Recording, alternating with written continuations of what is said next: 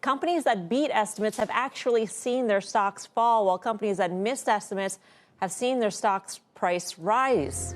How can this be?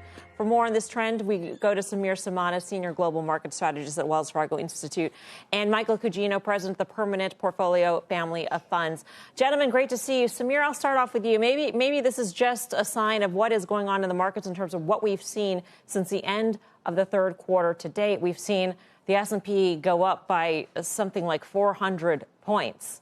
So we're anticipating a lot when it comes to this earnings season.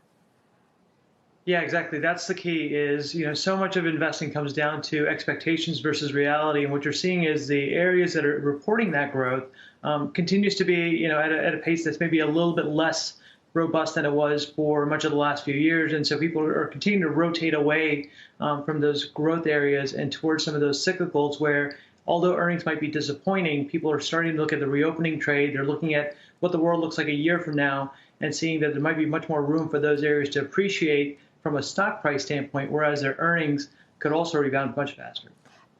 Michael, do companies, though, get a free pass when it comes to the earnings call, right? I mean, Samir was talking about looking past this year and looking to next year. Do they get a free pass still in terms of giving guidance? And what is the incentive for a company to actually come out and give positive guidance when things are still uncertain?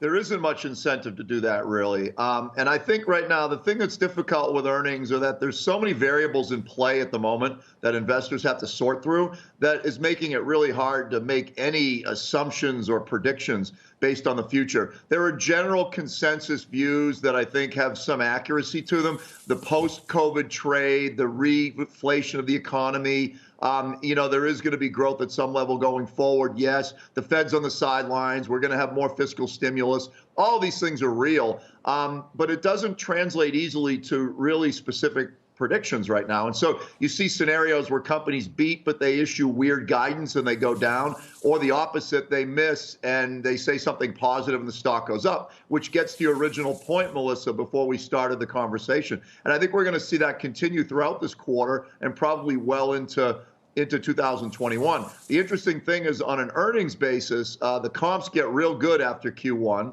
because of last year. But the question would be from a valuation standpoint, whether we've already front loaded those gains in 2020 and early 21 here.